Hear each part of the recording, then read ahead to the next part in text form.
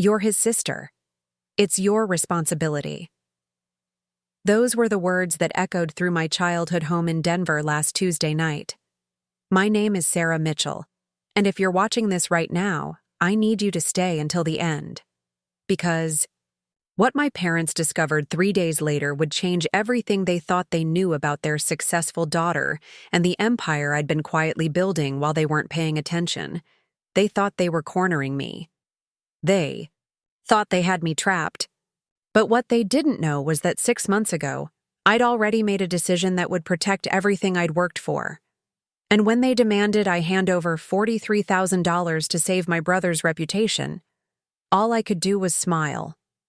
Because the vault was already sealed, and this time, I held the only key. Before we jump back in, tell us where you're tuning in from, and if this story touches you, make sure you're subscribed. Because tomorrow, I've saved something extra special for you. The text message came on a Sunday afternoon while I was reviewing quarterly reports in my home office overlooking the Rocky Mountains. It was from Mom. Family meeting tonight, 7 p.m. Important. Everyone needs to be there. No context, no explanation. Just a command disguised as a request, which should have been my first warning sign. I should have known something was wrong when I pulled into the driveway of our family's Tudor-style house in Cherry Creek.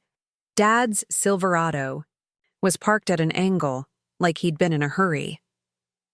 Mom's Prius sat perfectly centered, as always. But it was the third car that made my stomach drop. Marcus's beat-up Honda Civic with the dented bumper and the Coexist sticker peeling off. The back window. My 29-year-old brother was there, which meant this wasn't going to be about Christmas plans or Dad's retirement party. Walking up the brick pathway I'd shoveled countless times as a teenager, I noticed the porch light flickering. It had been broken for months, but like everything else in this house, it only got attention when it became completely unusable. I rang the doorbell instead of using my key. Something told me I needed to announce my arrival, to maintain some distance from whatever was waiting inside. Mom opened the door wearing her navy blue blazer, the one she reserved for parent-teacher, conferences and serious conversations. Her silver hair was pulled back in a tight bun, and her reading glasses hung from a chain around her neck like armor. "Sarah, good. You're here. Come in. We're in the living room." The living room felt different. The usual warmth was replaced by something clinical, arranged. Dad sat rigid in his brown leather recliner, the one he'd claimed as his throne 15 years ago when they'd bought this house. His flannel shirt was buttoned all the way up, and his work boots were still on, which meant he'd come straight from his job at the construction company without even stopping to change. That alone told me this meeting had been planned with military precision. Mom positioned herself by the fireplace mantel, arms crossed, like a prosecutor preparing to address a jury. And there, sprawled across the cream-colored sectional sofa, like he owned the place, was Marcus. My younger brother looked exactly like what he was, a grown man who'd never quite figured out how to stand on his own 2 feet. His auburn hair hung in his eyes. He wore a wrinkled Broncos jersey that had seen better days, and his expression was a mixture of defiance and shame that I'd seen countless times before. But it was the manila folder on the glass coffee table that made everything click into place, thick, official-looking, with papers sticking out at odd angles. Whatever was in that folder was the reason I'd been summoned here like a defendant called to court.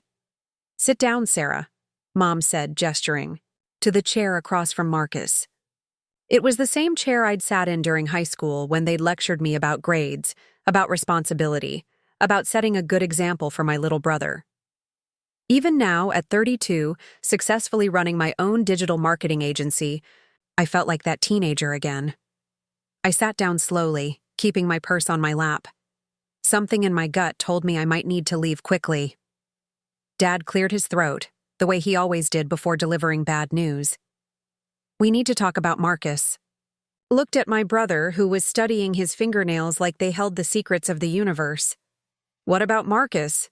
"He's in trouble," Mom said, her voice carrying that particular tone she used when she was trying to control a situation that had already spiraled beyond her reach.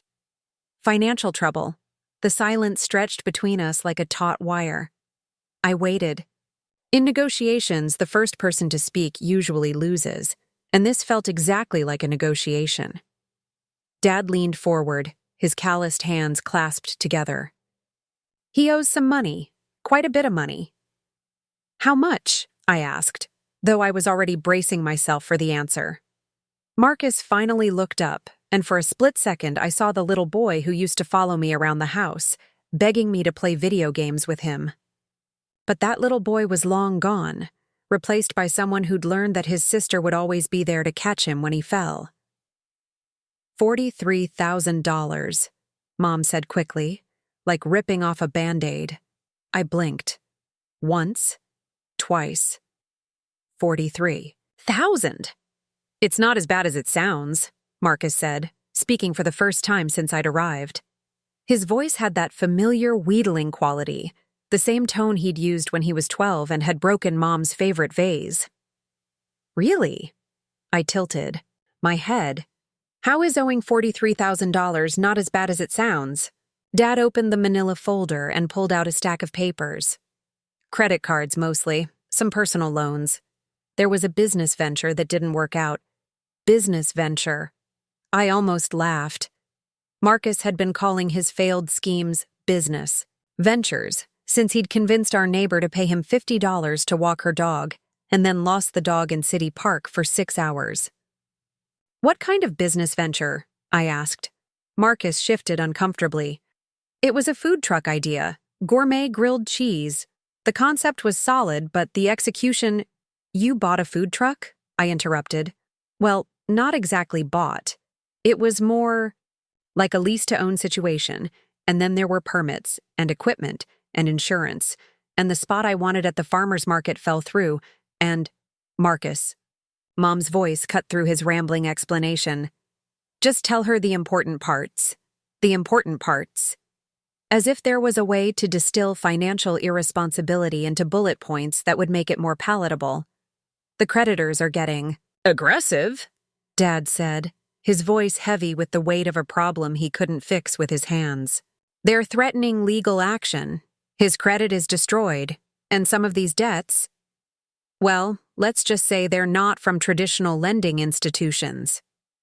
My blood went cold. What does that mean? Marcus looked away again. There might have been some gambling involved. Some gambling? I pressed. Poker mostly. And some online sports betting. I had a system, I repeated flatly. It worked for a while, he said defensively. I was actually ahead for a few months. But then the Nuggets had that losing streak and March Madness didn't go the way I predicted. And now you owe money to people who aren't content to just ruin your credit score, I finished. The room fell silent except for the ticking of the grandfather clock in the corner. The same clock that had marked every uncomfortable family conversation of my childhood. Tick, tick, tick, measuring out the seconds while my parents prepared to ask me to clean up another mess that wasn't mine to clean. Mom moved closer, her expression softening in that calculated way that meant she was switching tactics. Sarah, honey, we know this is a lot to ask. Here it comes, I thought. But you're doing so well with your business. You just signed that big contract with the tech company downtown. You bought that beautiful condo in Lodo. You're in a position to help. Position to help. Those 4 words had defined my relationship with my family for the past decade. Every promotion, every successful quarter, every financial milestone I achieved seemed to come with an invisible asterisk. Available for family emergencies. You want me to pay his debt, I said. It wasn't a question. We want you to help your brother, Dad corrected, as if changing the words would change the reality. By paying his debt. By giving him a chance to start over, Mom said, to get back on his feet. I looked at Marcus, who was now staring at the coffee table like he was trying to disappear into the furniture. And what exactly is your plan for making sure this doesn't happen again? He shrugged. I've learned my lesson. This was a wake-up call. A wake-up call. I'd heard that phrase before. When he'd crashed Dad's truck senior year of high school because he'd been drinking at a party. When he'd been fired from his job at the bank for coming in late too many times. When he'd moved back home at 25 because he couldn't make rent on his apartment. Every disaster was a wake-up call, and every wake-up call required someone else to hit the snooze button. "Sarah," Mom said, her voice taking on that trembling quality that had always been her secret weapon. "He's your brother. Family takes care of family. Family takes care of family." The motto that had governed my entire life, the invisible contract I'd apparently signed the day I was born 2.5 years before Marcus. The unspoken understanding that being the older sibling meant being the responsible one, the reliable one, the one who always had to have her life together because someone else was always falling apart. But sitting there in that living room, looking at my parents' expectant faces and my brother's carefully practiced expression of remorse, I felt something I hadn't felt in years.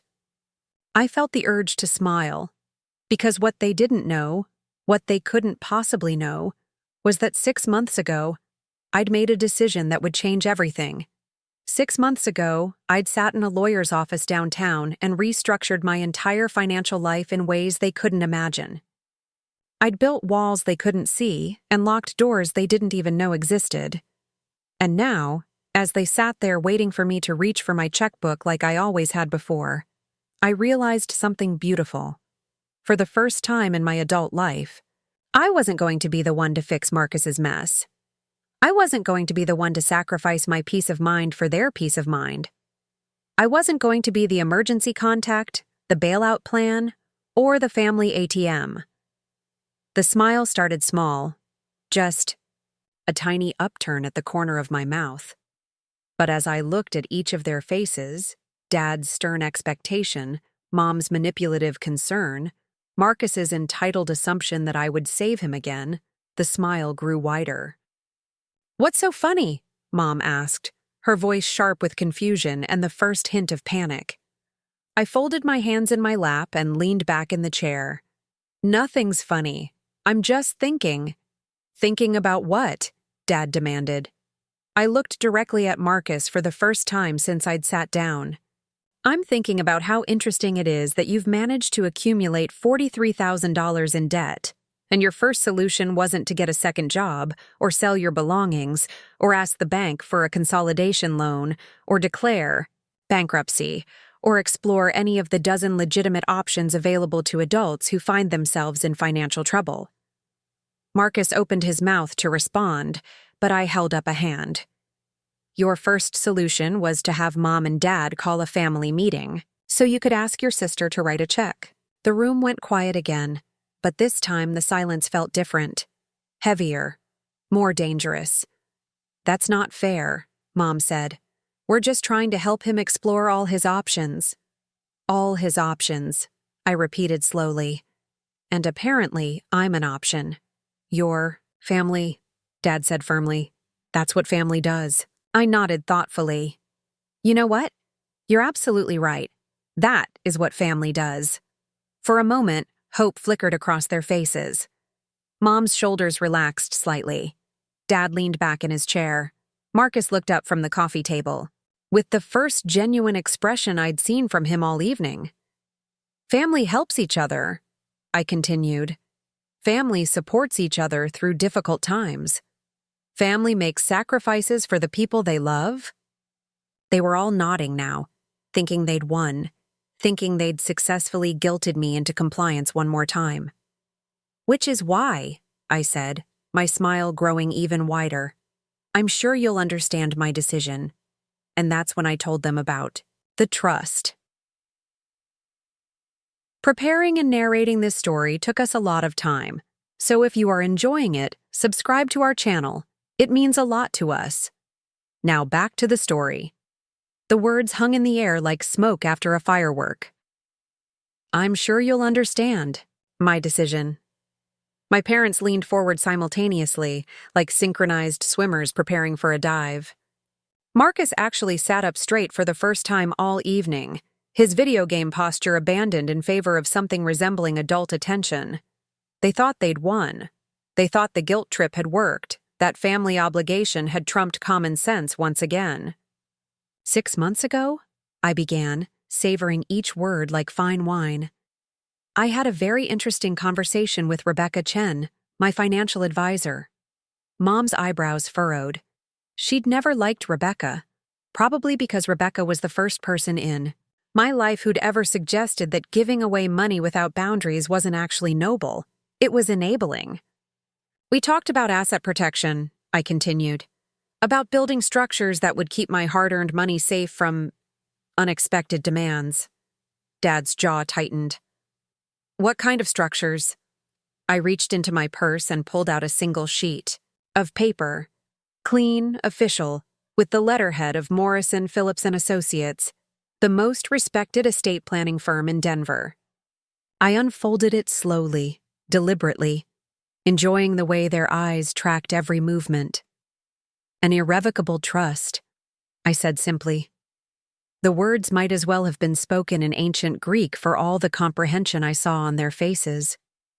Marcus looked, like I'd just told him I'd joined a cult. Mom's mouth opened and closed like a fish gasping for air. Dad just stared. What does that mean? Mom asked, her voice smaller now, uncertain. I smoothed the paper on my lap.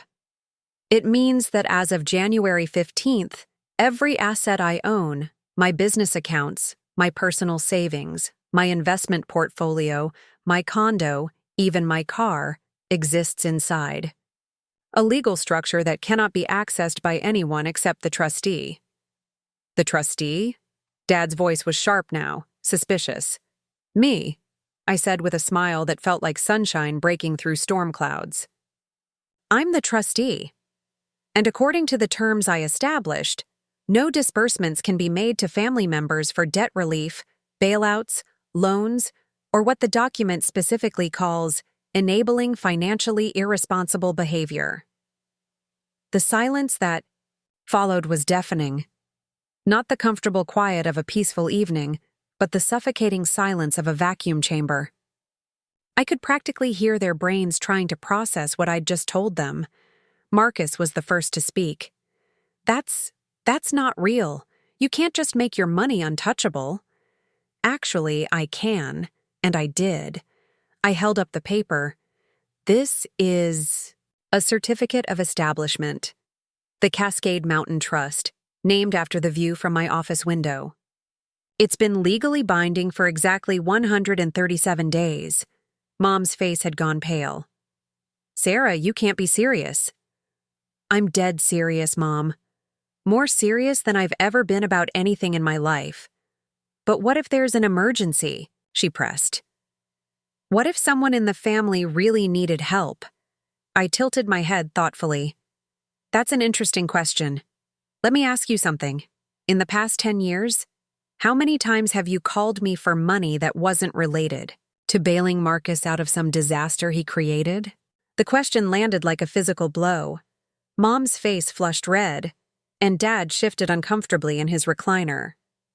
That's different, Mom said weakly. Is it? Because according to my records, and yes, I keep very detailed records, I've given this family $67,000 over the past decade. $67,000, Mom. That's more than Dad makes in a year and a half at the construction company. Dad's face darkened. We never asked you to keep track? You never asked me for permission either. You just expected it. Expected me to be available every time Marcus made a bad decision. Every time you needed to cover for him. Every time his consequences became inconvenient for the family image. I stood up, pacing to the window that looked out over the front yard where I'd played as a child.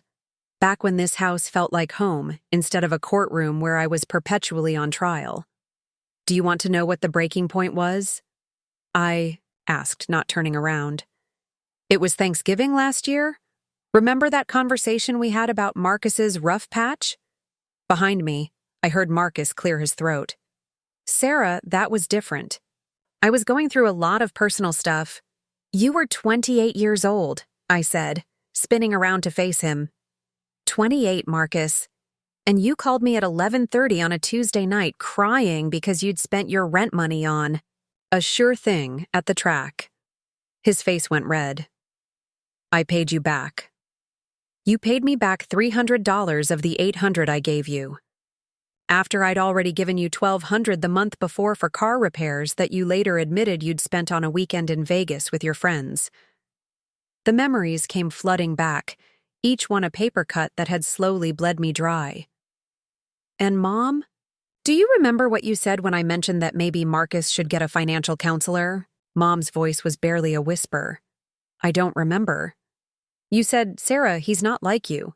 He's more creative, more spontaneous. Not everyone can be a numbers person. As if being responsible with money was some kind of personality defect that made me less interesting than my gambling-addicted brother. The room felt smaller now, the walls closing in as years of suppressed resentment finally found their voice. But I wasn't shouting, I wasn't crying, I was just done.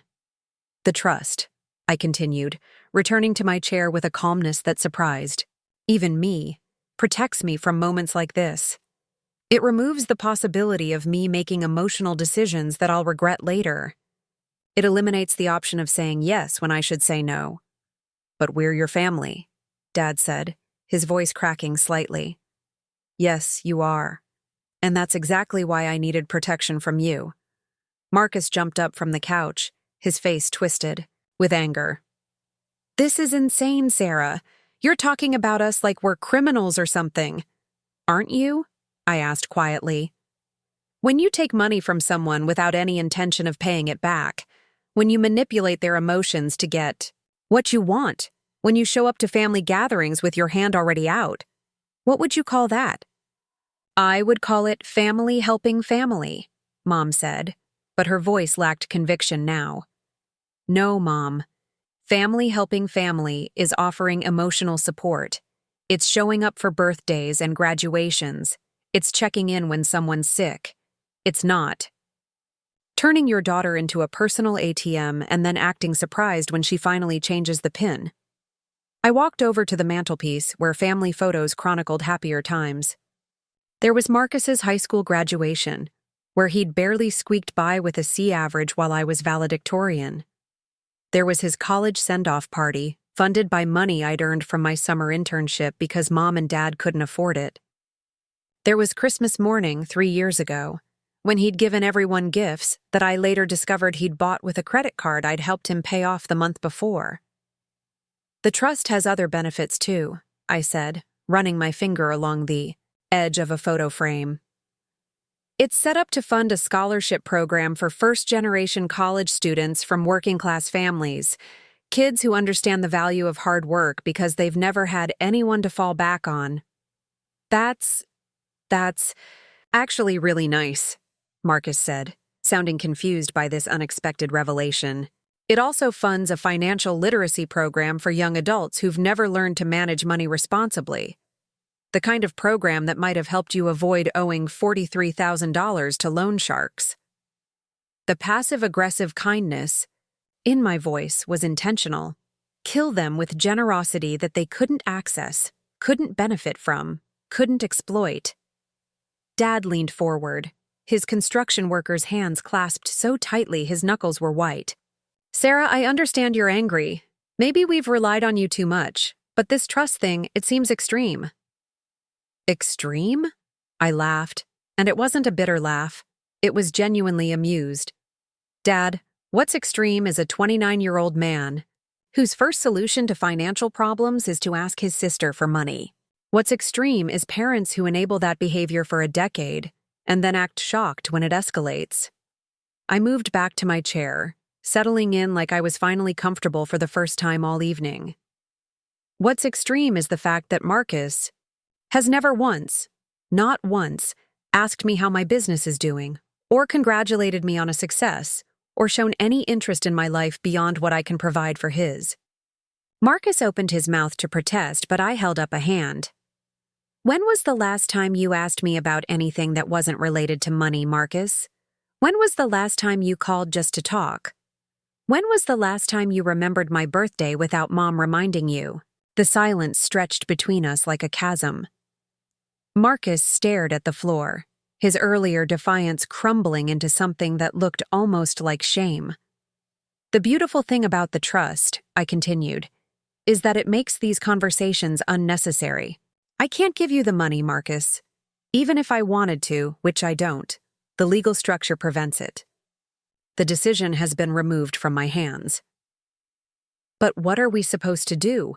Mom asked, and for the first time, she sounded genuinely desperate rather than manipulative. I shrugged. What every other adult does when they have financial problems. Marcus can get a second job. He can sell his belongings. He can negotiate payment plans with his creditors. He can explore bankruptcy if it comes to that. He can ask friends, co-workers, or other family members. He has options. He doesn't have other family members with money, Dad said pointedly. Then maybe he should have thought about that before he decided to bet the rent money on a basketball game. The cruelty in my voice surprised even me, but it felt necessary, like lancing a wound that had been festering for years. Mom sank into the chair next to Dad's recliner, looking older than I'd ever seen her. When did you become so cold, Sarah? I became practical, Mom. There's a difference. I folded the trust document and put it back in my purse. Cold would be cutting you all out of my life completely. Practical is setting boundaries that protect everyone involved. Protect everyone? Marcus's voice was rising now. How does this protect me? I'm going to lose everything. No, Marcus. You already lost everything. You lost it the moment you decided that gambling was more important than responsibility. I'm just refusing to lose everything with you.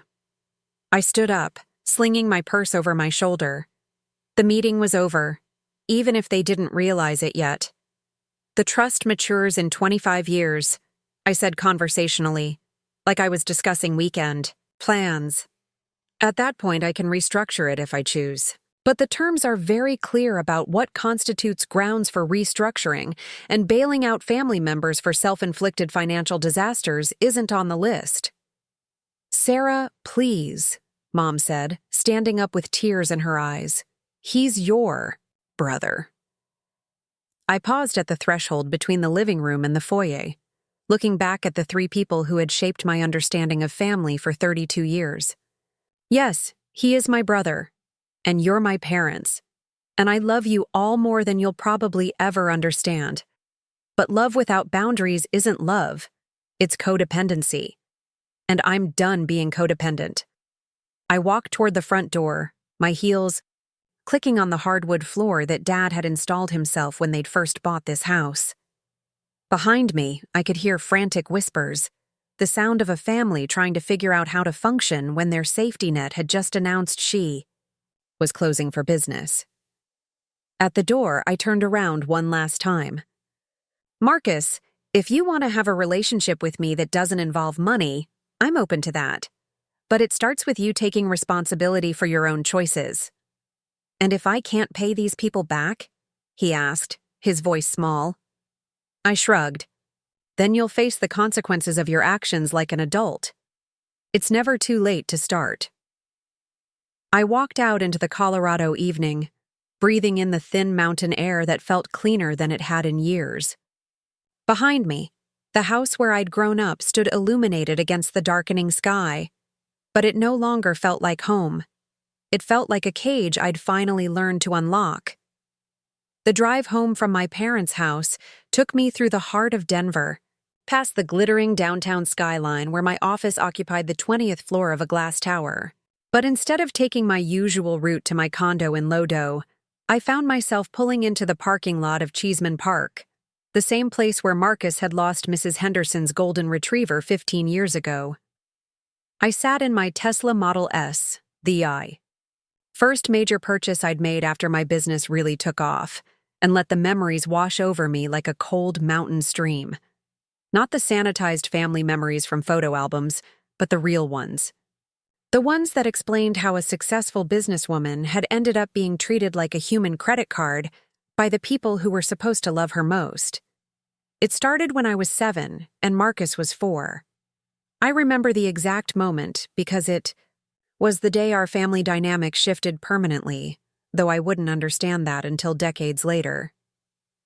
Marcus had been playing with Dad's vintage baseball card collection, cards that were worth more than Dad's monthly salary, when he accidentally spilled grape juice all over a 1952 Mickey Mantle rookie card. The sound Dad made when he found the ruined card wasn't quite a scream and wasn't quite a growl. It was the sound of a man watching his dreams dissolve in purple liquid. Mom came running from the kitchen, took one look at the scene, and immediately scooped Marcus into her arms. "It was an accident," she said, her voice fierce and protective. "He's just a baby." But then her eyes found me, standing in the doorway with my school backpack still on my shoulders. "Sarah, you know better than to leave your brother alone with Daddy's things. You're supposed to watch him." 7 years old, and I was already being held responsible for someone else's mistakes. The pattern was set before I even understood what patterns were. By the time I was 10, it had become second nature. Marcus would break something, lose something, or mess something up, and somehow it became my fault for not preventing it. When he failed his first grade spelling test, I should have helped him study more. When he got in trouble for hitting another kid at school, I should have taught him better conflict resolution. When he left his new bike outside and it got stolen, I should have reminded him to put it in the garage. The worst part wasn't the blame, it was how readily I accepted it. I internalized the message that being the older sibling meant being responsible not just for myself, but for Marcus's actions, Marcus's consequences, and Marcus's emotional well-being. I became a 10-year-old parent to a 7-year-old child, and our actual parents not only allowed it, but encouraged it. "Sarah's so mature for her age," they'd tell friends and relatives. "She's like a little mother to Marcus." They said it like it was a compliment, like robbing me of my childhood and turning me into unpaid labor was something to be proud of. And I basked in their approval because I didn't know then that praise for premature responsibility is actually a form of abuse disguised as admiration. High school made everything worse. While I was buried in AP classes, working part-time at the local bookstore, and managing my college applications, Marcus was discovering the joy of being popular without having to earn it. He was charming, funny, and completely unencumbered by expectations.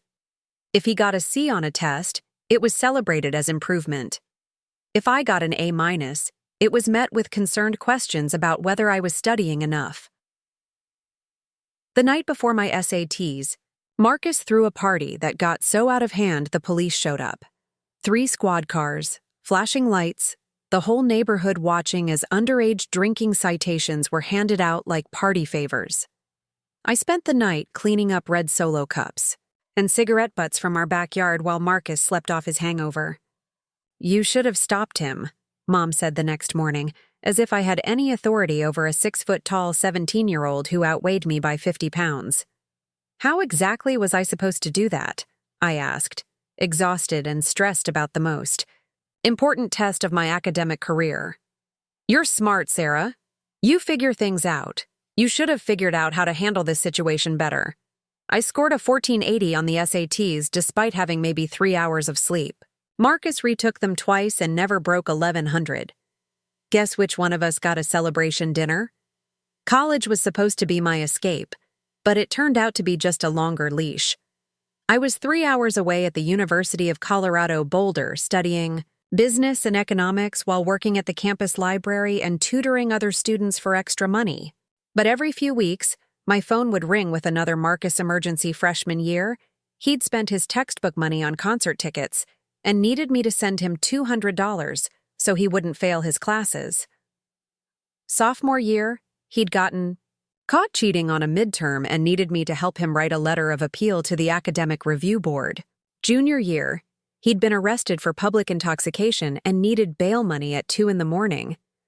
Each time, Mom or Dad would call first, their voices heavy with disappointment and worry. "Sarah, we hate to ask, but Marcus is in trouble again, and we just don't know what to do." And each time I would drain my checking account, skip meals for a week, and wire money to my little brother who never seemed to learn that actions had consequences. The summer between my junior and senior year, I landed an internship at a prestigious marketing firm in Denver. It was unpaid, but it was the kind of opportunity that could launch a career. I was living in a cramped studio apartment, eating ramen noodles and peanut butter sandwiches, working 40 hours a week for free while taking summer classes to graduate. Early. That's when Marcus called with the biggest ask yet. "Sarah, I need $5,000. I was sitting on my air mattress. I couldn't afford a real bed, staring at my laptop screen where I was working on a campaign proposal that could determine my entire future. $5,000 for what, Marcus? I got into some trouble in Vegas. Of course he did. Marcus and 3 of his fraternity brothers had taken a spring break trip to Las Vegas, funded by money that Marcus claimed was from a work-study job, but which I later learned came from our parents' retirement fund. What kind of trouble? The kind where very serious people want their money back very quickly. My blood went cold. Marcus, are you telling me you borrowed money from loan sharks?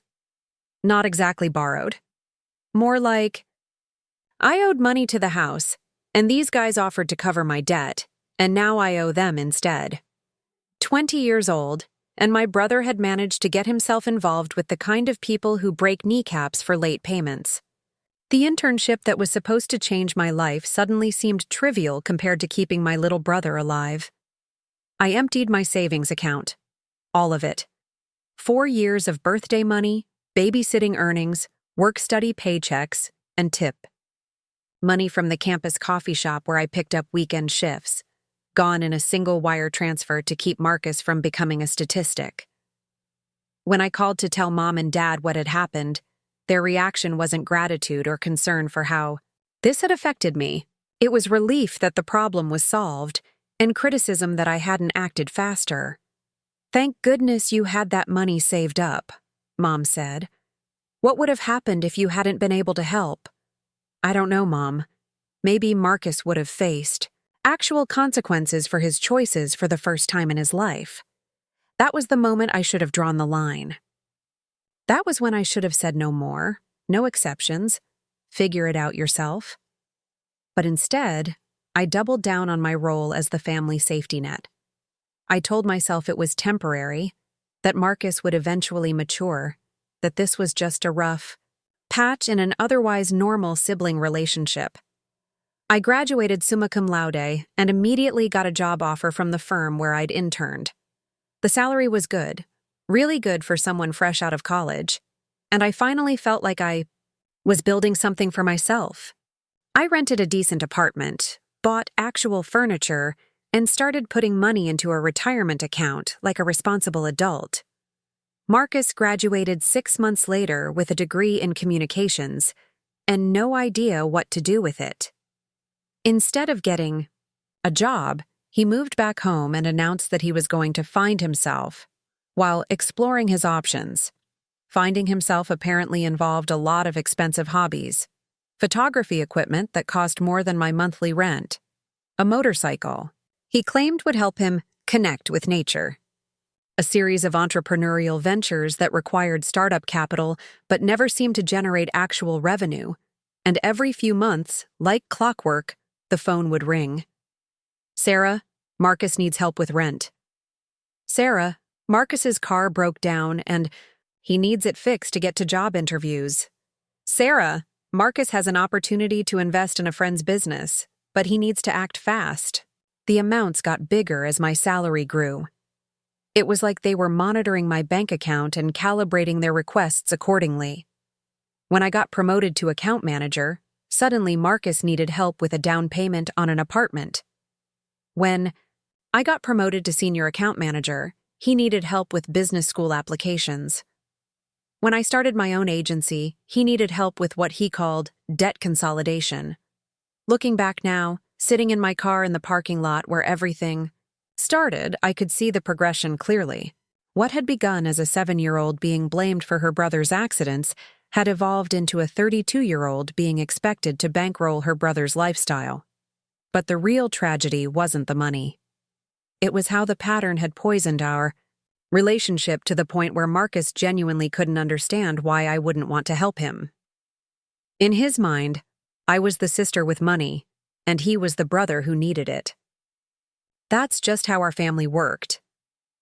He had never learned to see me as a person with my own dreams, struggles, and limitations because our parents had never modeled that kind of recognition. To them, I was the responsible one, the capable one, the one who would always figure it out.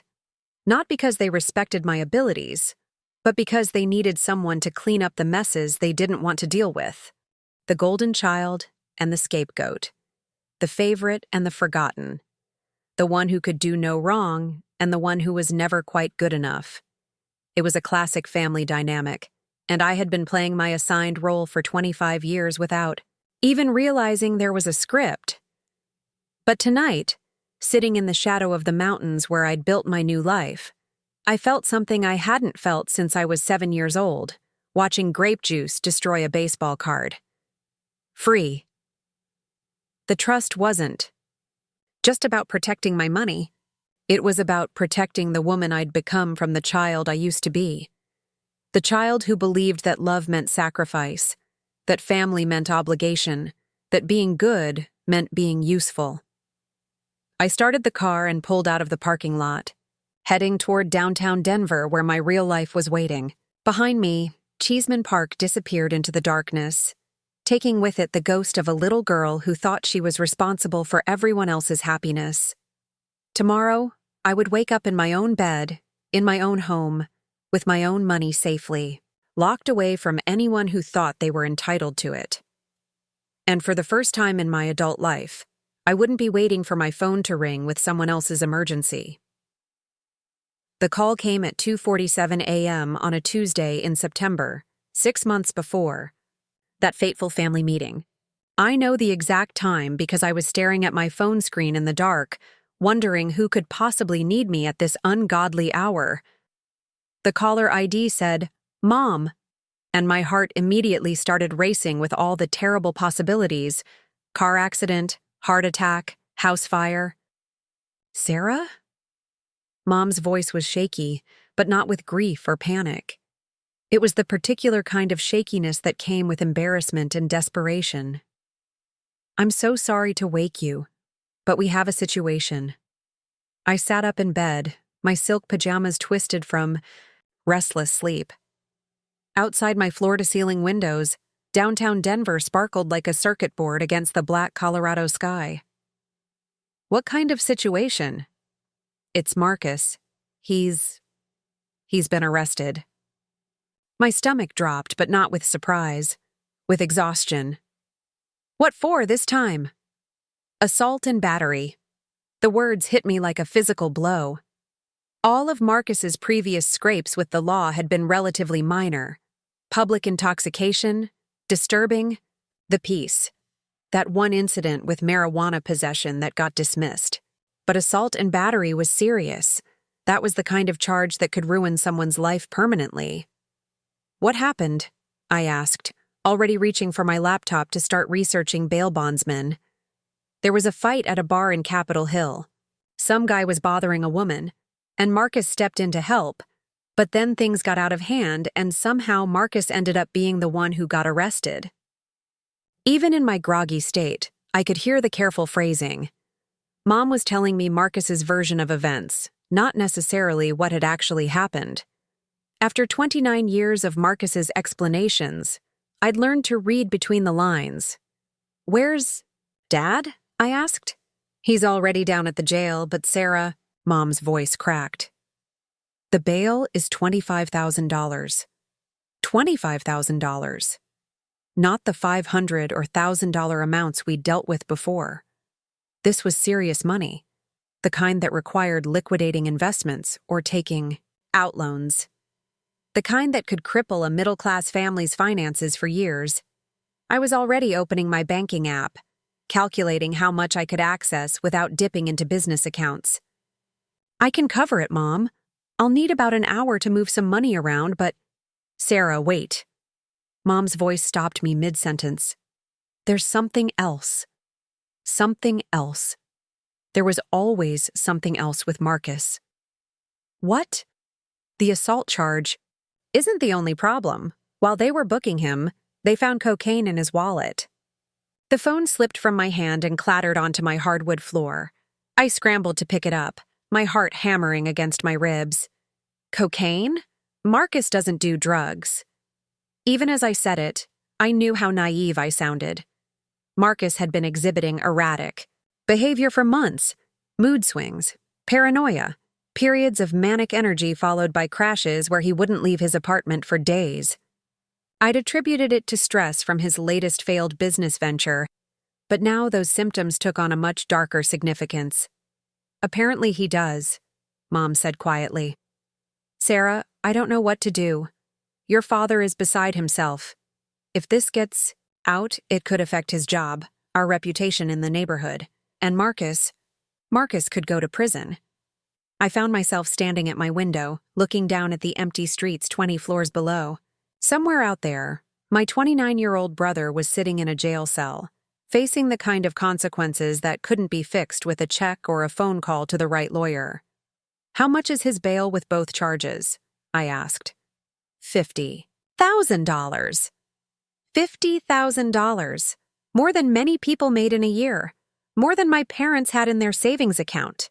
More than I'd ever given anyone for anything. Ever.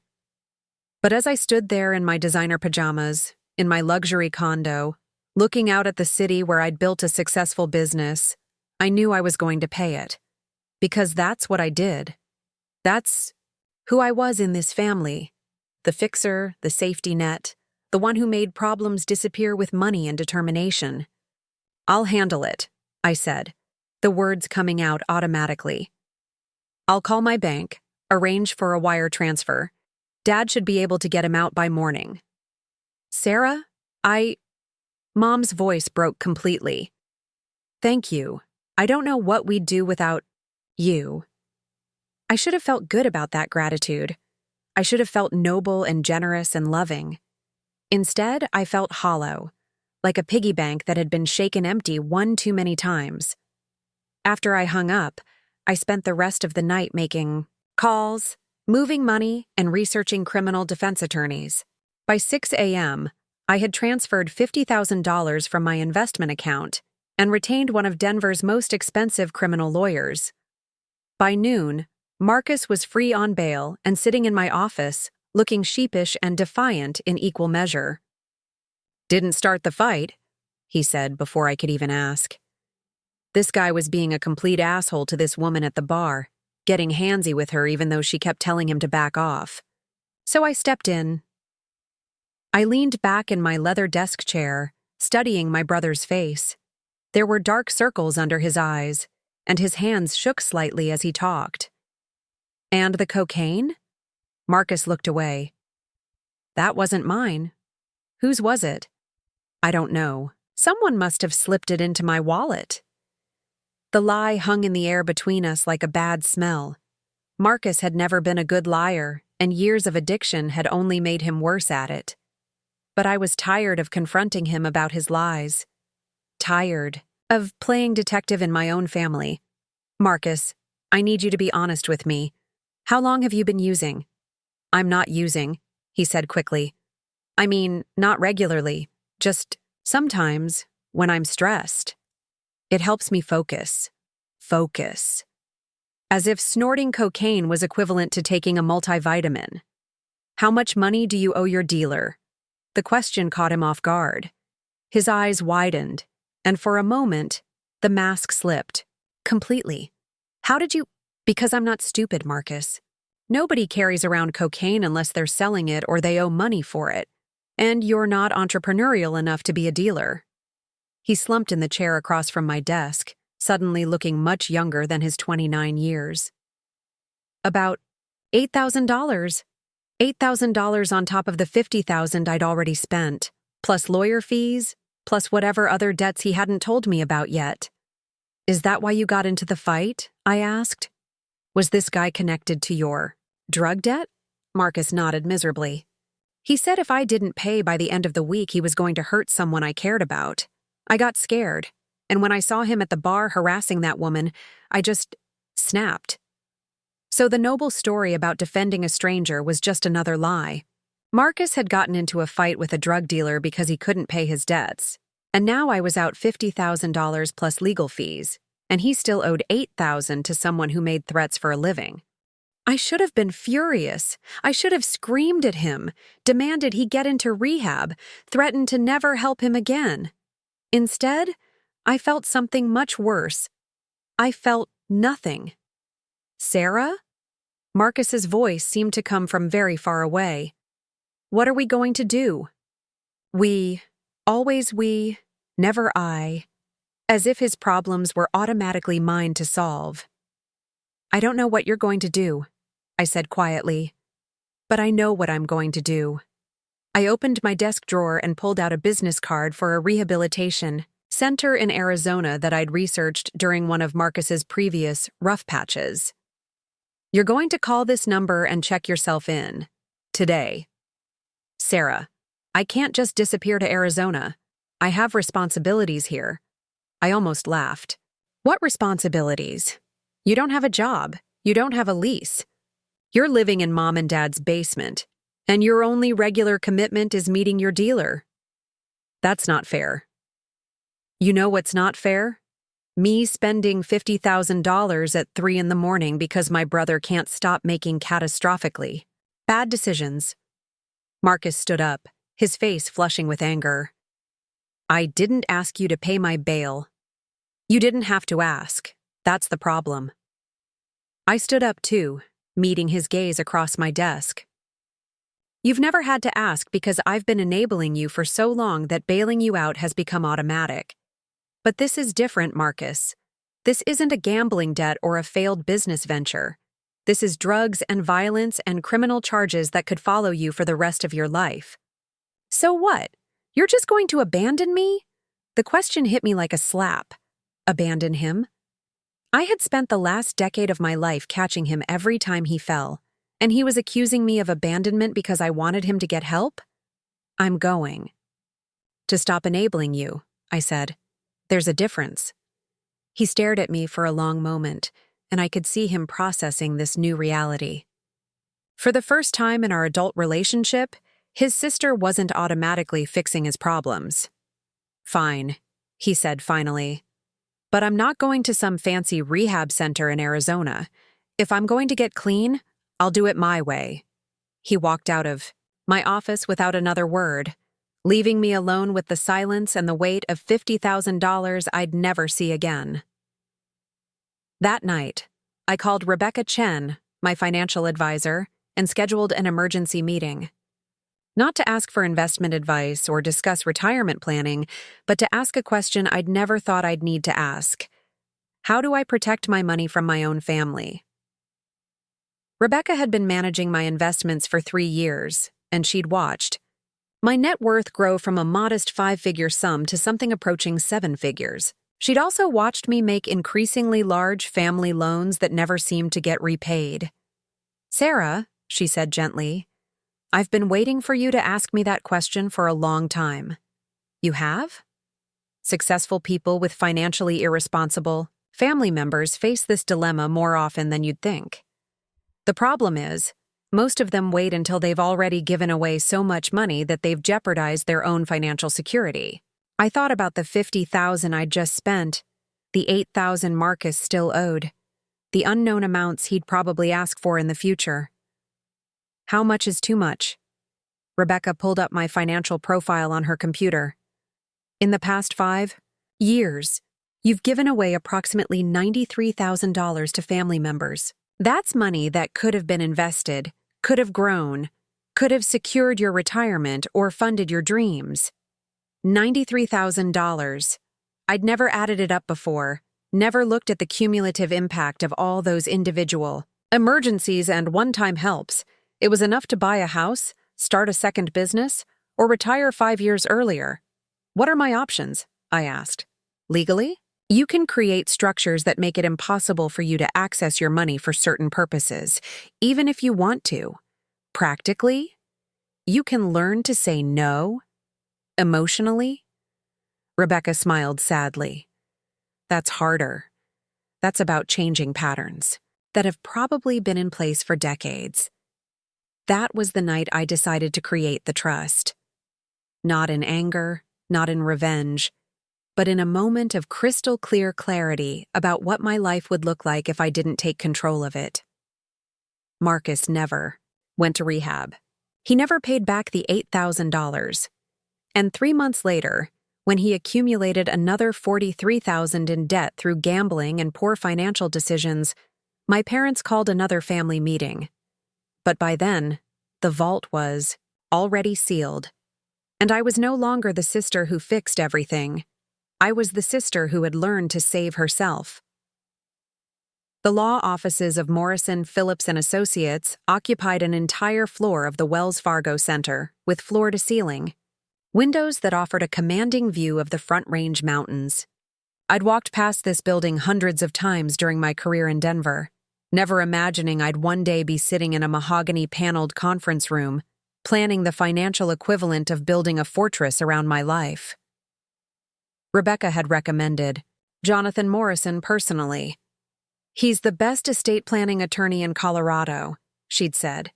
"If you want something bulletproof, John's your guy. He's helped everyone from tech entrepreneurs to oil executives protect their wealth from family members who think success is a community resource." The phrase stuck with me. Success is a community resource. That's exactly how my family had treated my achievements, not as something I'd earned through years of hard work and sacrifice, but as a family asset that could be accessed whenever. Marcus's latest disaster required funding. Jonathan Morrison was exactly what I'd expected from Denver's premier estate planning attorney. Silver-haired, impeccably dressed in a navy suit that probably cost more than most people's monthly rent, with the kind of confident bearing that comes from decades of helping wealthy people protect their wealth from their own relatives. "Ms. Mitchell," he said, shaking my hand with a firm grip. "Rebecca told me you're interested in creating an irrevocable trust. That's a significant step. Can you tell me what's driving this decision?" I had prepared for this question, but sitting in that luxurious conference room, surrounded by law books and certificates that represented decades of legal expertise, I found myself telling him everything. Not just the financial numbers, but the whole story. The childhood patterns, the escalating demands, the 2:47 a.m. phone call that had finally broken something inside me. Jonathan listened without interruption, occasionally making notes on a yellow legal pad. When I finished, he leaned back in his leather chair and studied me for a moment. "Ms. Mitchell, in 30 years of practice, I've seen a lot of families destroy themselves over money. What you're describing is unfortunately more common than most people realize. The difference is that most of my clients wait until they've already lost hundreds of thousands, sometimes millions, before they take protective action. So you think I'm making the right decision? I think you're making the only decision that makes sense if you want to preserve your financial future and your sanity." He pulled out a thick folder from his desk drawer. "An irrevocable trust is exactly what it sounds like. Once it's established and funded, the terms cannot be changed. The assets belong to the trust, not to you personally." He opened the folder and spread several documents across the conference table. "The structure I'm recommending is what we call a domestic asset protection trust. Colorado has some of the strongest asset protection laws in the country, which means we can create something virtually impenetrable." Jonathan began sketching a diagram on his legal pad, showing how the trust would work. "You'll transfer all your major assets, business accounts, investment portfolios, real estate, everything, into the trust. You'll serve as the trustee, which means you maintain control over investment decisions and distributions. But I can't just give money to family members, not without meeting very specific criteria that will build into the trust document." He turned to a fresh page. "We can include provisions for legitimate emergencies, medical crises, natural disasters, situations that are genuinely beyond someone's control. But we'll also include what I call exclusion clauses for enabling behaviors." I leaned forward, intrigued. "What kind of exclusion clauses?" "No distributions for gambling debts, drug-related expenses, legal fees for preventable criminal charges, bailouts for failed business ventures, or what the document will term foreseeable consequences of irresponsible financial behavior. He looked up from his notes. We can be very specific about what constitutes grounds for assistance and what doesn't. The beauty of it was breathtaking. Not only would the trust protect my assets, but it would force anyone asking for money to justify their request against objective criteria. No more emotional manipulation, no more guilt trips about family obligation. Just clear, legal standards that removed personal feelings from financial decisions. How long does this process take? I asked. For something this comprehensive? About 6 weeks from start to finish. We'll need to draft the trust documents, establish the legal entity, transfer all your assets, and create the administrative framework. It's not simple, but it's worth doing right. Jonathan quoted me a fee that was substantial but not unreasonable considering the scope of work involved. More importantly, he seemed to understand that this wasn't just about money. It was about reclaiming control over my life. One more thing, he said as I was gathering my purse to leave. Once this trust is established and funded, you need to be prepared for your family's reaction. In my experience, people who have been financially enabled for years don't respond well when the enabling stops. I thought about Marcus's reaction when I'd suggested rehab, the way his face had shifted from gratitude to anger when he realized I wasn't going to simply fix his problems. I'm prepared for that. Are you? Because they're going to test the boundaries. They're going to try guilt, anger, manipulation, maybe even threats. They're going to tell you that you've changed, that money has made you cold, that you're abandoning your family. Are you ready for that? The question hung in the air between us. Was I ready to be cast as the villain in my own family's story? Was I ready to be seen as selfish and heartless by the people who had raised me? Mr. Morrison, I said finally, I've been the family emergency contact for 15 years. I've been the backup plan, the safety net, the person everyone calls when things go wrong. I'm 32 years old, and I've never made a major financial decision without considering how it might affect my ability to bail out my brother. I think it's time I found out what it feels like to make choices based on what's best for me. He smiled, the first genuine smile I'd seen from him during our meeting. Then, let's build you a fortress. The next 6 weeks were a whirlwind of paperwork, phone calls and financial transfers. Jonathan's team was incredibly thorough, requiring documentation for every asset, every account, every investment. I had to provide 5 years of tax returns, business financial statements, insurance policies, and detailed inventories of everything I owned. The most interesting part was naming the trust. Jonathan suggested something generic, the Mitchell Family Trust or the Sarah Mitchell Revocable Trust. But I wanted something that reflected what this document really represented, my independence. The Cascade Mountain Trust, I told him, named after the view from my office. Perfect, he said. That's exactly the kind of personal touch that makes a trust feel real, rather than just a collection of legal documents. As we worked through the details, I began to understand just how comprehensive this structure would be. The trust wouldn't just hold my money, it would own my condo, my car, my business equipment, everything. Legally, I would own nothing, but as the trustee, I would control everything. The most challenging part was the distribution criteria. Jonathan and I spent hours crafting language that would protect legitimate needs while excluding enabling behaviors. We created categories for different types of requests. Medical emergencies required documentation from licensed physicians and couldn't include expenses related to self-inflicted conditions like drug overdoses or injuries sustained during illegal activities. Educational expenses were allowed, but only for accredited institutions and only with proof of satisfactory academic progress. Housing assistance was permitted for primary residences, but not for investment properties or luxury accommodations. Business investments required detailed business plans, market analysis, and personal guarantees from the requesting party. The exclusions were even more detailed. No funds for gambling debts, legal fees for preventable crimes, luxury purchases, travel expenses, or what we termed lifestyle maintenance for able-bodied adults under 65. "This is incredibly thorough," I said, reviewing the draft documents. "Almost like you've dealt with situations like mine before?" Jonathan chuckled. "Ms. Mitchell, you'd be amazed how many successful people have relatives who think family wealth is a public utility. I've seen software executives bankrupted by gambling-addicted siblings, oil heiresses drained dry by drug-addicted children, and real estate moguls destroyed by spouses who treated marriage like a career.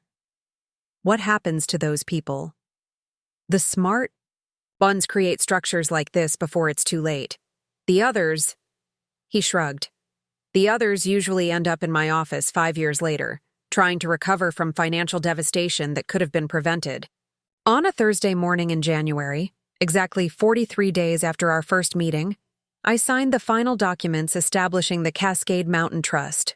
The signing ceremony took place in Jonathan's conference room, with Rebecca present as a witness and Jonathan's paralegal notarizing each signature.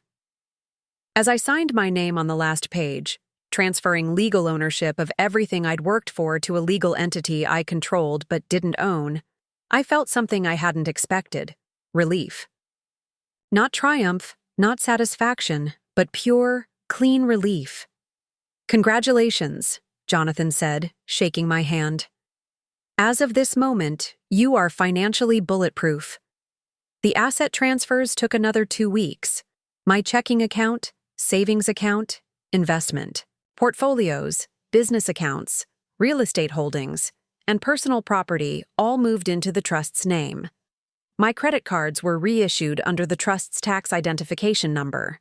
My insurance policies were updated to list the trust as the owner and beneficiary. To anyone looking from the outside, nothing had changed. I still lived in the same condo, drove the same car, ran the same business. But legally, financially, I had become untouchable. The first test came sooner than I expected. 3 weeks after the trust was finalized, my phone rang at 11 p.m. on a Sunday night. "Marcus, Sarah, I need to talk to you about something." "It's 11 o'clock on a Sunday, Marcus. Can it wait until morning?" "It's kind of urgent. I'm in a situation." Of course he was. What kind of situation? Remember that guy I owed money to? The one from the bar fight? My blood pressure spiked immediately. "What about him?" "He's getting impatient. He wants his money plus interest, plus what he calls an inconvenience fee for having to wait." "How much?" $15,000. 6 months ago, I would have been transferring money before Marcus finished explaining the situation.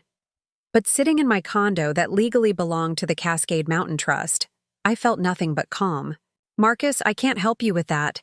Silence. Then, "What do you mean you can't help me?" "I mean exactly what I said. I can't help you with drug debts." "This isn't a drug debt, Sarah. This is a safety issue. This guy is dangerous." "Then call." "The police." "I can't call the police."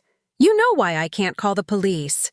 "Because calling the police would require admitting to drug use and dealing with law enforcement as someone with pending charges." "Because Marcus had created a situation where legal help wasn't an option." "Marcus, I'm sorry, but this falls outside the parameters of assistance I'm able to provide." "Parameters?" His voice rose. "What are you talking about, parameters? I'm your brother." "Yes, you are. And I love you. But I can't continue enabling your self-destructive choices." I hung up before he could argue further. The phone rang again. Immediately. But I turned it off and went to bed. The fortress was complete. The drawbridge was up. And for the first time in 15 years, someone else's emergency wasn't going to become my crisis. The real test, I knew, was yet to come. The silence after I hung up on Marcus lasted exactly 18 hours. Then the real campaign began. It started with text messages. Not from Marcus. He was too proud to beg via text. but from Mom. The first one arrived at 7:23 a.m. while I was reviewing client proposals over my morning coffee in my downtown office. "Sarah, Marcus told me about your conversation last night. I think there's been a misunderstanding. Can we talk?" I deleted it without responding. The trust wasn't a misunderstanding. It was a deliberate, carefully planned restructuring of my financial life. There was nothing to discuss. The second text came an hour later. "Honey, family emergencies don't have parameters. We need to work together on this." Then a third. "Your brother is in real danger. This isn't about enabling. This is about safety." Turned off read receipts and focused on my work. I had 3 major client presentations to prepare for, a quarterly review meeting with my staff, and a business development call with a potential new account. The last thing I needed was to spend my workday managing Marcus's latest crisis. But my family had apparently decided that this was going to be a full-court press. At 10:15 a.m., my office phone rang. My assistant Jennifer's voice came through the eye. Intercom. "Sarah, your father is online too. He says it's urgent." Dad never called my office. In the 5 years I'd been running my agency, he'd maybe called my work number twice, both times to ask about scheduling family dinners. This was unprecedented. "Sarah." His voice was tight with barely controlled anger. "What's this nonsense about parameters and assistance guidelines? Marcus is your brother." "Dad, I'm at work. This isn't the time." "This is exactly the time. Your brother owes money to dangerous people, and you're playing word games about policies and procedures. What's happened to you? What's happened to me?" I looked around my office, the space I'd built from nothing, the business I'd grown through 70-hour weeks and relentless determination, the success I'd achieved without anyone's help or inheritance or family connections. "Dad, what's happened to me is that I've learned to distinguish between helping and enabling. Marcus created this situation with his choices. He can solve it with his choices. He can't solve it without money, Sarah. You know that. Then maybe he should have thought about that before he decided to use cocaine and get into fights with drug dealers." The words came out harsher than I'd intended, but I was tired of pretending that Marcus's problems were mysterious forces beyond anyone's control. He'd made deliberate decisions that led to predictable consequences. "That's your brother you're talking about," Dad said, his voice heavy with disappointment. "I raised you better than this. You raised me better than this." The phrase hit me like a physical blow, not because it was true, but because it was so perfectly backwards. Dad had raised me to believe that being a good daughter meant sacrificing my own well-being for Marcus's convenience. He'd raised me to think that having boundaries was selfishness, and that saying no was a betrayal of family values. "Dad, I have to go. I have a client meeting." I hung up before he could respond, but my hands were shaking. 32 years old, successful, independent, and my father could still make me feel like a disappointing child with a single sentence. The emails started that afternoon. Not just from my parents, but from extended family members who apparently had been briefed on the situation and recruited for the guilt campaign. Aunt Linda, Mom's sister who lived in Colorado Springs. "Sarah, your mother told me about Marcus's troubles. I know you two have had your differences, but family is family. Maybe you could help him just this once. Just this once. As if this was the first time instead of the 15th. Cousin Rachel from my dad's side. Hey, Sarah. Heard Marcus is going through a rough patch. I know you're doing really well with your business. Maybe you could throw him a lifeline. Family has to stick together. Even my maternal grandmother, who was 86 and usually stayed out of family drama. Sweetheart, I heard Marcus needs some help. I remember when you were little, you always looked out for your baby brother. That's what big sisters do." The manipulation was so coordinated, so systematic, that I had to admire the strategic thinking behind it. Someone, probably Mom, had created a family phone tree and deployed emotional pressure from every possible angle. The message was consistent. Sarah has money. Marcus needs money. Family means sharing resources. End of discussion. What they didn't understand was that the trust had removed emotional decision-making from the equation entirely. I couldn't access the money for Marcus's debts even if I wanted to. The legal structure I'd created specifically prevented exactly this kind of pressure campaign. But they weren't done yet. On Wednesday, 3 days after Marcus's initial call, I arrived at my office to find him sitting in the lobby. Not in the comfortable seating area where clients waited, but slumped in one of the harder chairs by the window, looking like he'd been there for hours. Jennifer met me at the elevator with an apologetic expression. "He's been here since 7:30. I told him you weren't available, but he said he'd wait." Marcus looked terrible. His clothes were wrinkled, his hair unwashed, and he had the hollow-eyed look of someone who hadn't slept in days. When he saw me, he stood up quickly, nearly stumbling. In his haste, "Sarah, please, I just need 5 minutes." I glanced around the lobby, acutely aware that my employees, clients, and business partners could see this interaction. Whatever was about to happen, I didn't want it happening in my professional space. "Not here, Marcus. This is my workplace." Then, "Where? You won't take my calls, you're not answering texts. How am I supposed to talk to you? You can talk to me when you're ready to have a conversation that doesn't involve asking for money." His face flushed red. "This isn't about money, Sarah. This is about my life. These people aren't going to wait forever." "Then don't make them wait. Get a loan from a bank. Sell your possessions. Get a job. Ask friends for help. There are dozens of options that don't involve me. I've tried all of that." His voice was rising, and I could see Jennifer discreetly moving closer, probably ready to call security if necessary. "Banks won't give me a loan with my credit. I don't have anything valuable to sell. My friends don't have $15,000 lying around. And whose fault is that, Marcus?" The question hung between us like a blade. In his eyes, I could see the exact moment he realized that his sister, his reliable, predictable safety net, had fundamentally changed. "I can't believe you're doing this to me," he said quietly. "I'm not doing anything to you. I'm just not doing anything for you. There's a difference." He stared at me for a long moment, and I could see him calculating whether tears, anger, or guilt would be more effective. He settled on a combination of all three. "Sarah, I'm scared. These aren't normal creditors. They've already made threats. They know where Mom and Dad live." That got my attention. "What kind of threats?" "Nothing specific yet, just implications. Comments about hoping Dad's construction business doesn't have any accidents. Suggestions that Mom should be careful walking to her car after her book club meetings." My blood went cold.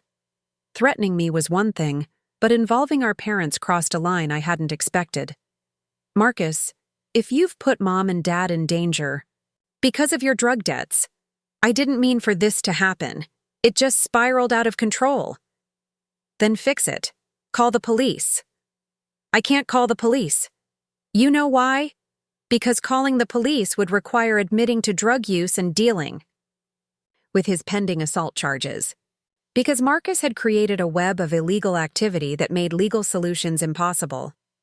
I looked at my brother, really looked at him, and for the first time, I saw not just the entitled man-child who had been draining my resources for years, but a genuinely desperate person who had painted himself into a corner with no good options. But that didn't change the math. It didn't change the fact that giving him money would only delay the inevitable while destroying my own financial security. It didn't change the pattern of choices that had led to this moment. "Marcus, I'm sorry you're in this situation. I genuinely am. But I can't fix it for you." "Can't or won't?" "Both." I walked past him toward the elevator, but his voice stopped me. "They're going to call a family meeting, Sarah. Mom and Dad. They're going to try to make you change your mind." I turned back to face him. And I told them it wouldn't work. I told them you've changed, that money has made you cold, that you don't care about family anymore. "Is that what you think?" Marcus shrugged. "I think you've forgotten where you came from. I think success has made you think you're better than the rest of us." The accusation should have stung, but instead, it felt like confirmation that I'd made the right decision. This was how Marcus saw me, not as a person with my own needs and boundaries, but as a resource that had become inconveniently unavailable. "You're right about one thing," I said. "I have changed. I've learned that loving someone doesn't mean destroying yourself to save them from consequences they created." I got on the elevator and pressed the button for my floor. As the doors closed, I saw Marcus slump back into his chair, pulling out his phone to make what I assumed would be another call to our parents. The family meeting Mom had texted me about was scheduled for that Sunday. I knew because she'd sent me the details 3 times, with increasing urgency and specificity about how important it was that I attend. But what Mom didn't know was that I'd spent the morning in Jonathan Morrison's office, reviewing the trust, documents, and ensuring that every asset was properly protected. What she didn't know was that the fortress was complete, the drawbridge was up, and no amount of family pressure could force me to lower the defenses I'd built. The war was about to begin, but I was ready for it. For the first time in my adult life, I was going into a family conflict with the certainty that I couldn't be guilted, manipulated, or threatened into giving away money I'd worked years to earn. The trust had given me something more valuable than asset protection. It had given me the power to say no and mean it. Sunday arrived with the kind of crisp February morning that makes Denver feel like the edge of the world. I spent the early hours at my favorite coffee shop in Cherry Creek, reading the Wall Street Journal and deliberately not thinking about the family meeting scheduled for 2 p.m. But as the clock moved toward 1:30, I found myself driving the familiar route to my childhood home. My hands steady on the steering wheel despite the adrenaline coursing through my veins. This time was different from the previous family meeting. This time, I knew exactly what they wanted, exactly what I couldn't give them, and exactly how this was going to end. The trust documents sat in my briefcase like a legal shield, protecting me from their desperation and my own history of capitulation. I parked behind Dad's truck and noticed something I hadn't seen before. Another car in the driveway, a silver Camry I didn't recognize. My stomach tightened. They'd brought reinforcements. The front door opened before I could ring the bell, and Mom appeared wearing her most serious expression. "Sarah, thank you for coming. We have someone here who wants to meet you. Someone who wants to meet me. Not someone I want to meet, but someone who wants to meet me." The phrasing put me immediately on guard. "Who?" I asked, not moving from the doorstep. "Father Miguel from St. Catherine's. He's been counseling Marcus through this difficult time." A priest. They'd brought a priest to guilt me into giving money to my drug-addicted brother. The audacity was breathtaking.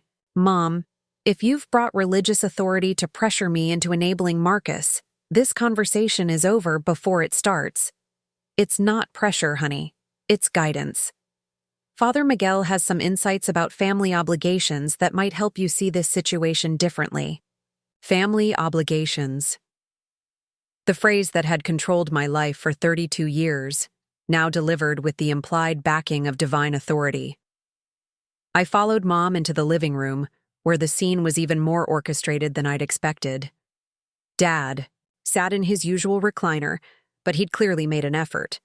His flannel shirt was clean and pressed, and his work boots had been replaced with dress shoes.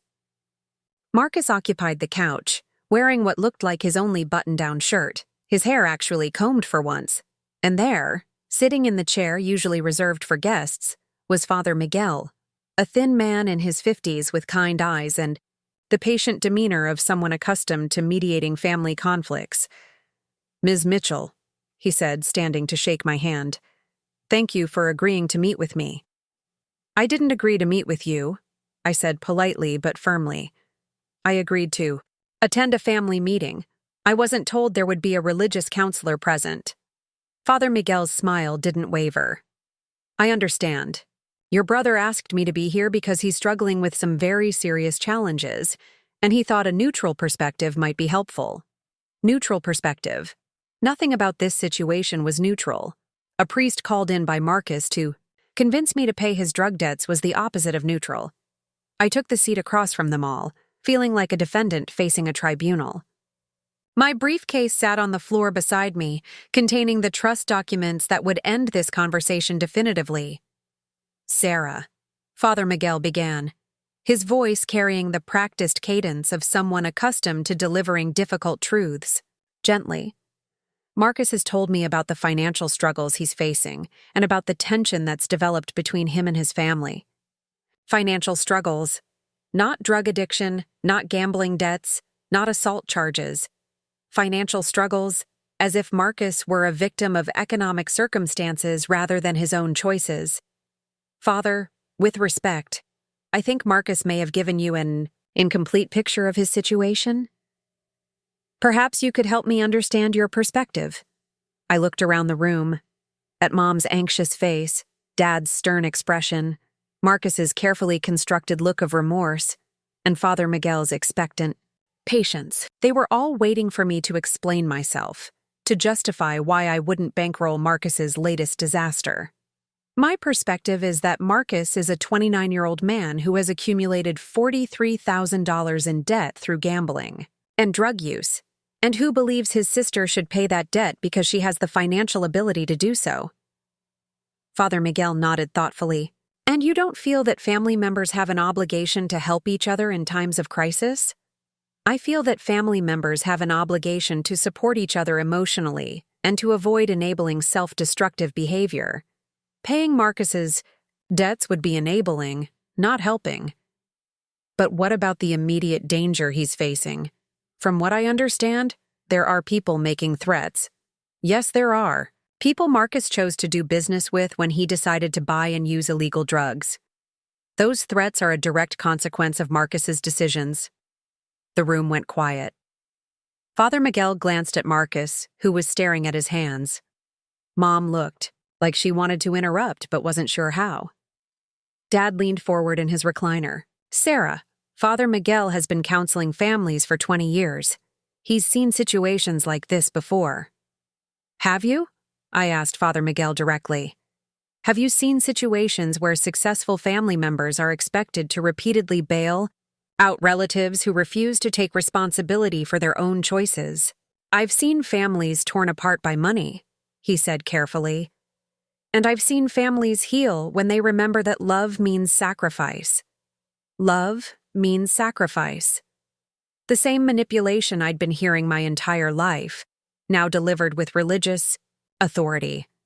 Father Miguel, can I ask you something? Of course.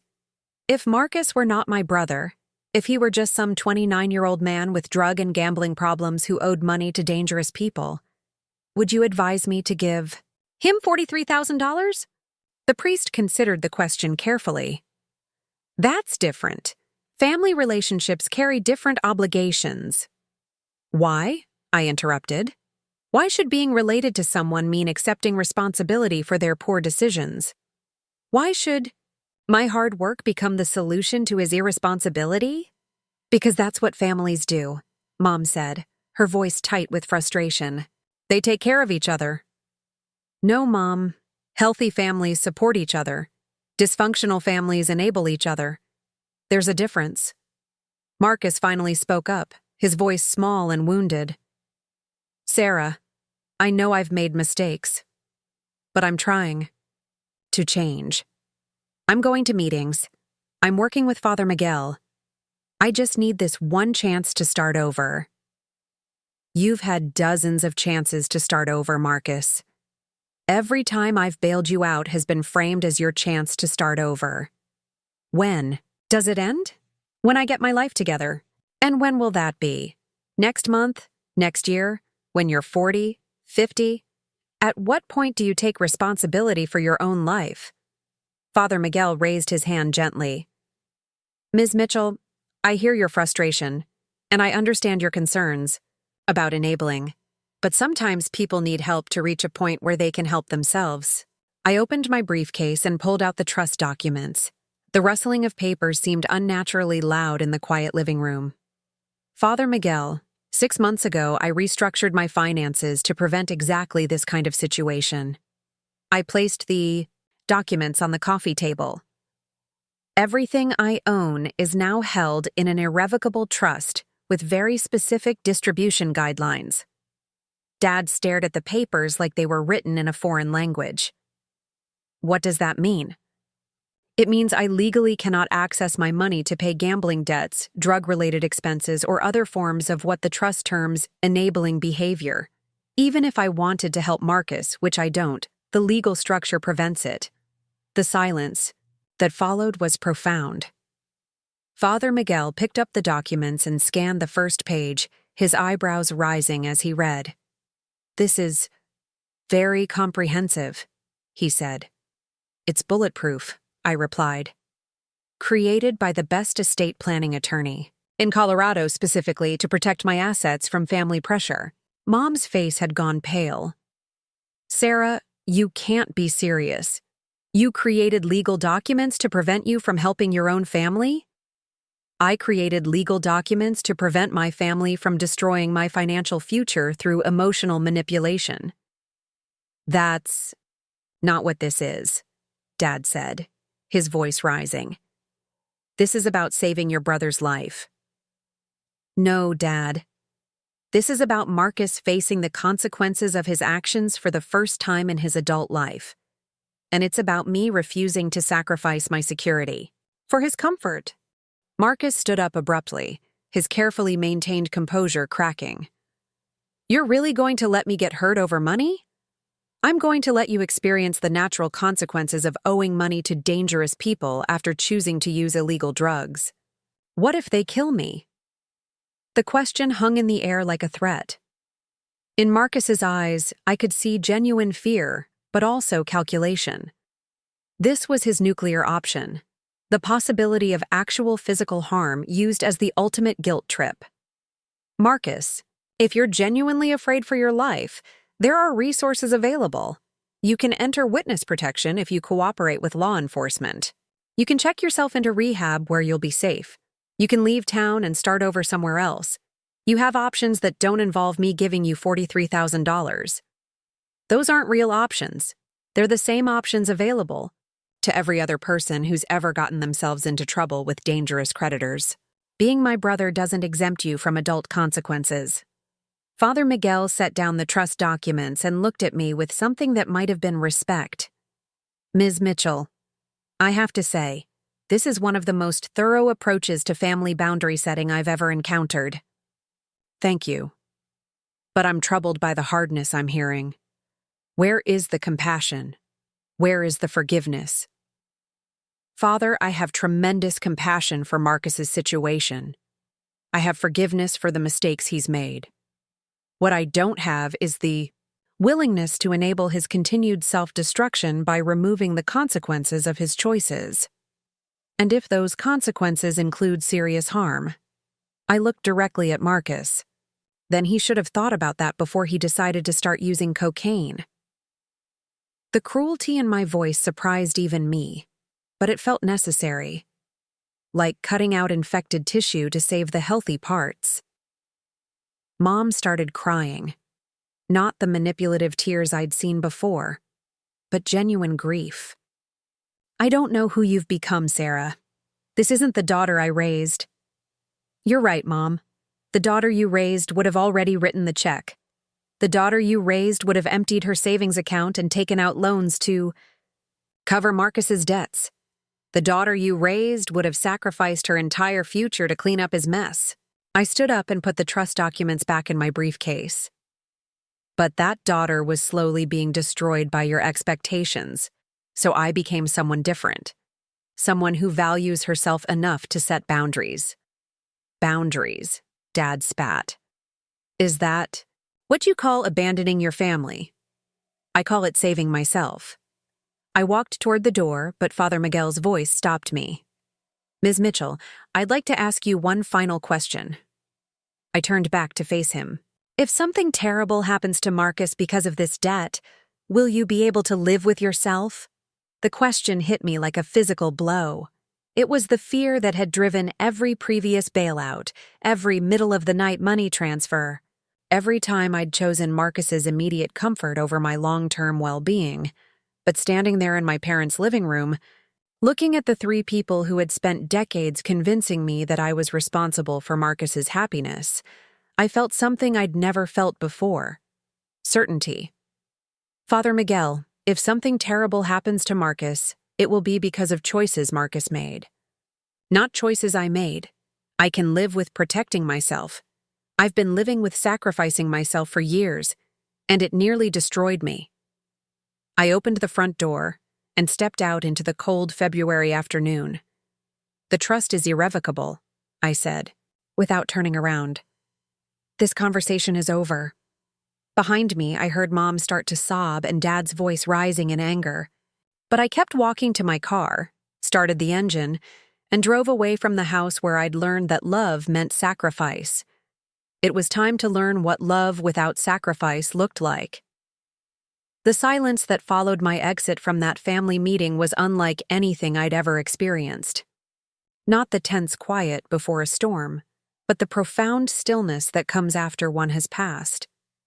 For the first time in my adult life, my phone wasn't buzzing with family emergencies, guilt-laden voicemails, or desperate text messages asking for money. It lasted exactly 9 days. On the following Tuesday, I was in my office reviewing marketing campaigns when Jennifer buzzed me with an unusual request. "Sarah, there's a detective here to see you. Detective Rodriguez from Denver PD. She says it's about your brother." My heart stopped. All of my certainty about boundaries and consequences suddenly seemed fragile in the face of what might be terrible news. Had Marcus's creditors followed through on their threats?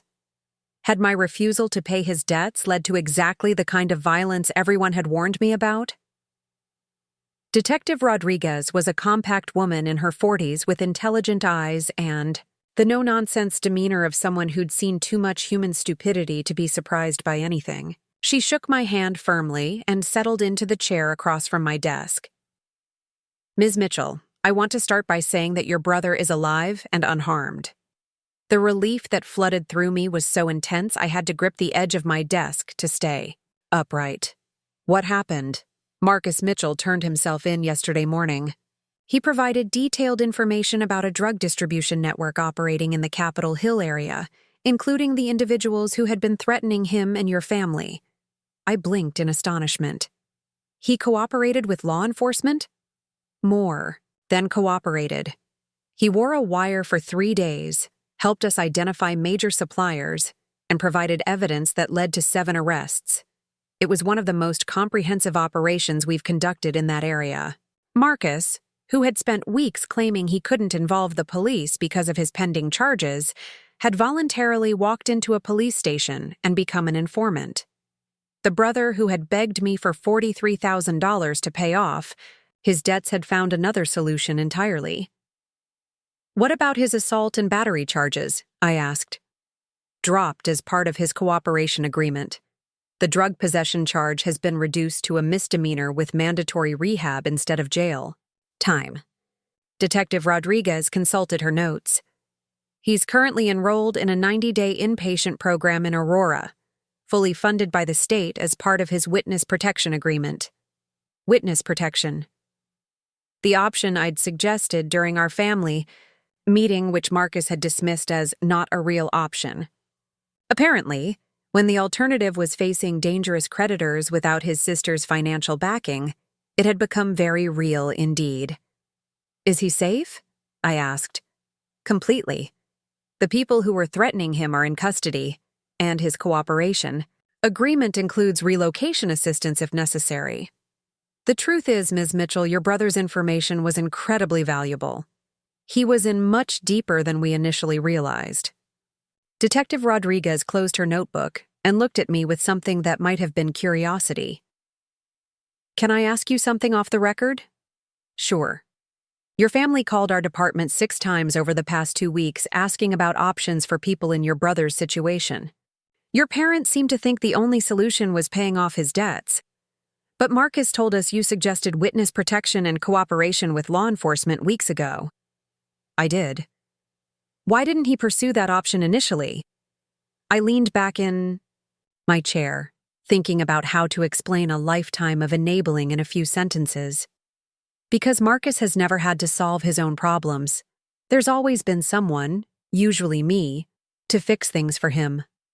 I think he genuinely couldn't imagine that police cooperation was a viable option because he'd never had to explore viable options before. Detective Rodriguez nodded slowly. In my experience, people don't develop problem-solving skills until they have to. Sounds like your brother finally had to. After she left, I sat in my office staring out at the Denver skyline, trying to process what I'd just learned. Marcus hadn't just survived my refusal to bail him out, he'd thrived. Faced with the necessity of solving his own problems, he'd found a solution that was not only better than the one he'd originally wanted, but one that had removed him from danger entirely while getting him the addiction treatment he desperately needed. The phone calls started that evening. First came Mom, her voice shaky with a mixture of relief and something that might have been embarrassment. "Sarah, I suppose you've heard about Marcus. Detective Rodriguez came to see me today. I owe you an apology. Several apologies, actually. When Marcus told us he was going to cooperate with the police, I realized that option had been available all along. We could have encouraged him to do that weeks ago instead of demanding I pay his debts? Yes." Mom's voice was barely a whisper. "I'm ashamed of how we handled this, Sarah. We made you the villain when you were the only one suggesting real solutions." The apology felt surreal. In 32 years, I couldn't remember my mother ever admitting she was wrong about anything related to Marcus or family dynamics. "Mom, I appreciate you saying that. There's something else. Marcus asked me to tell you that he understands now why you couldn't give him the money. He said being forced to figure it out on his own was the best thing that could have happened to him. Marcus had said that. The same Marcus who had accused me of abandoning him, of being cold and heartless, of forgetting where I came from. He wants to see you when he gets out of rehab," Mom continued. "Not to ask for anything, just to talk, to apologize, and to thank you. Thank me for refusing to enable him, for forcing him to face consequences, for making him discover that he was capable of solving problems when he had no other choice." Dad called the next day, his conversation shorter but no less significant. "Sarah, I was wrong. About the trust, about your boundaries, about calling you selfish. You saved your brother's life by refusing to save him." The paradox was beautiful in its simplicity. By refusing to rescue Marcus from his consequences, I had forced him to rescue himself. By declining to be his safety net, I had pushed him to develop his own wings. But the most meaningful call came from an unexpected source. Father Miguel. "Ms. Mitchell, I wanted to reach out and apologize for my role in pressuring you during that family meeting." "You don't need to apologize, Father. You were trying to help." "No, I was operating from assumptions about family obligation that I'm realizing may be harmful.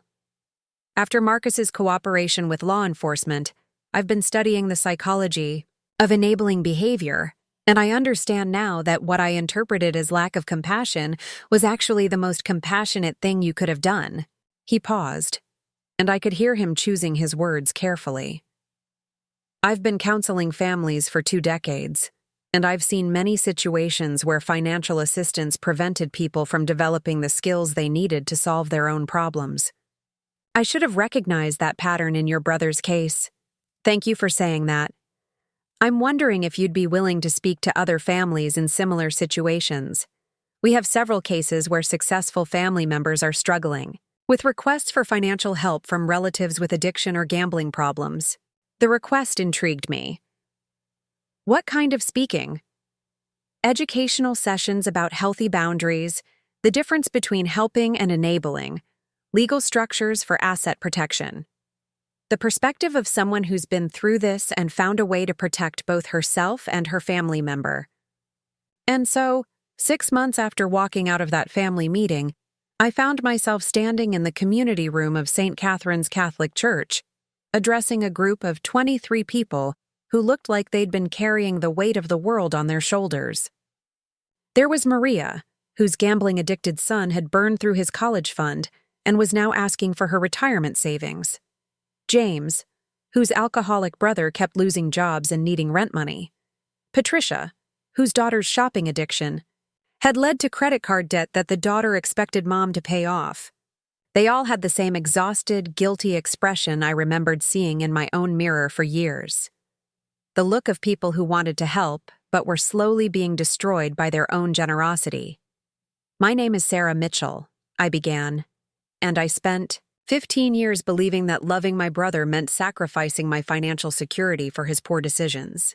I told them about the trust, about the legal structures available for asset protection, about the difference between genuine emergencies and manufactured crises. But mostly, I told them about the liberation that comes from removing yourself as the solution to someone else's self-inflicted problems. The most loving thing I ever did for my brother," I concluded, "was refusing to prevent him from experiencing the consequences of his choices. It forced him to discover capabilities he never knew he had." After my presentation, Maria approached me with tears in her eyes. "I've been giving my son money for 10 years. Every time, he promises it's the last time, but it never is." "What would happen if you stopped?" I asked. "I don't know. That's what scares me." Maybe that's exactly what he needs to find out too. 2 weeks later, Maria called to tell me she'd met with an estate planning attorney. 3 months after that, she reported that her son had enrolled in Gamblers Anonymous and found a full-time job when her financial support disappeared. The pattern repeated itself with other families I counseled. Over and over, I watched people discover that their enabling behavior wasn't protecting their loved ones. It was preventing them from growing. Marcus completed his 90-day program and moved to a sober living facility in Fort Collins, 2 hours north of Denver. His first letter to me was 3 pages long, handwritten, and unlike anything he'd ever written before. "Sarah," it began, "I understand now that I've been treating you like a human ATM for most of our adult relationship. I understand that every time you bailed me out, you prevented me from learning how to bail myself out. I understand that saying no to me was the hardest and most loving thing you could have done." He was working construction now, paying his own rent, attending NA meetings 3 times a week. His letters were full of details about learning to budget, about the pride he felt in earning his own money, about relationships with people who knew him as Marcus the recovering addict, rather than Marcus the charming screw-up with the successful sister. "I'm not writing to ask for anything," his most recent letter concluded.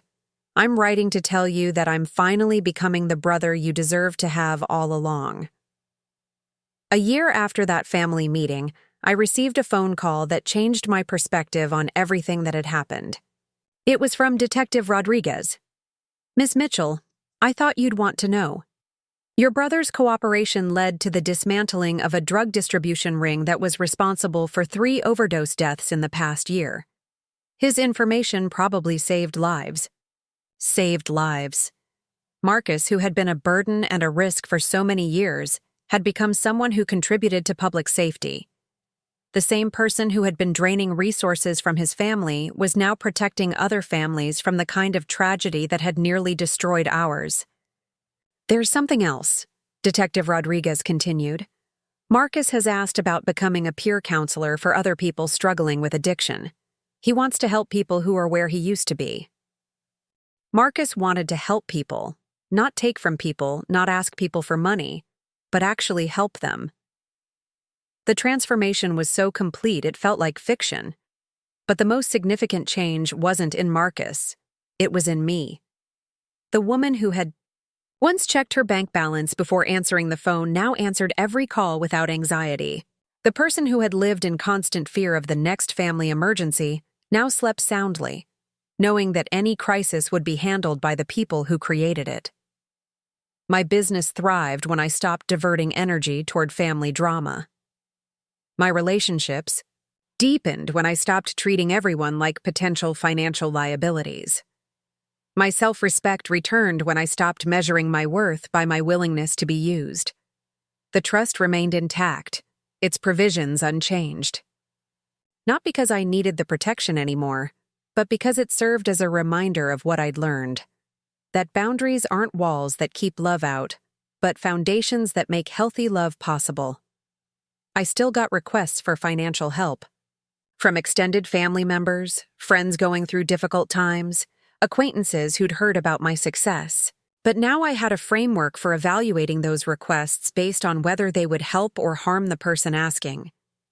Genuine emergencies got genuine help. Manufactured crises got referrals to appropriate resources. Self-inflicted problems got compassionate, listening and practical suggestions for self-solutions. And Marcus? Marcus sent me a Christmas card last year with a photo of himself at his 1-year sobriety celebration, surrounded by friends from his recovery program. He was smiling, genuinely smiling, not the performative grin I remembered from his manipulation attempts. On the back, he'd written, "Thank you for loving me enough to let me fall. It taught me how to fly." The trust that had begun as a fortress to protect my assets had become something much more valuable. A foundation for building relationships based on mutual respect rather than financial dependence. I learned that true family isn't about sharing resources, it's about sharing values. It's not about obligation, it's about affection freely given and gratefully received. It's not about who you're willing to sacrifice for, but about who you're willing to grow with. And sometimes, the most loving thing you can do for someone is refuse to prevent them from becoming who they're capable of being. The vault remains sealed, but the woman who built it, she's never been more free. Up next, you've got 2 more standout stories, right on your screen. If this one hit the mark, you won't want to pass these up. Just click and check them out. And don't forget to like, subscribe, and turn on the notification bell so you don't miss any upload from us.